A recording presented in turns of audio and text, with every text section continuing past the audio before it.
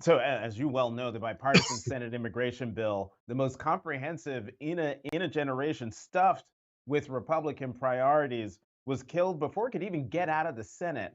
Was there anything in the Senate bill that would have helped Denver? Were work permits or work authorization part of that bipartisan bill?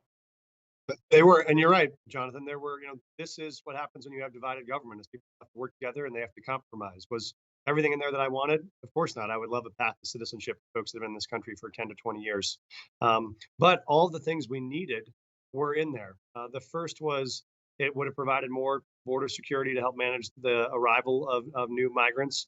It would have actually given the resources to the border to increase the amount of asylum interviewers that could help process these asylum claims. So you wouldn't have someone waiting for 6 years to hear their case. They could have it get done in 30, 60, or 90 days to process that. That would have been a game changer for us.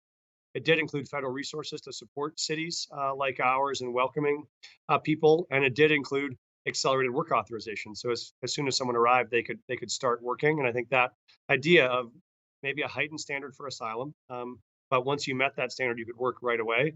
That would have been a great solution for us. Would have both reduced the crisis at the border and the chaos at the border. Would have provided funding for cities and would have provided work authorization for folks that are here.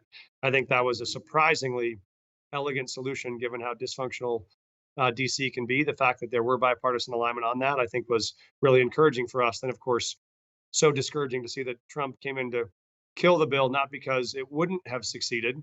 He came in to kill it because he knew it would have succeeded in actually addressing the crisis. And what he wants most is for the crisis to continue. So, what I talk to our residents about is we now have to get used to what we have to do in light of the new Trump border policy, because this is now Trump's policy. This is the policy he wanted to stay in place.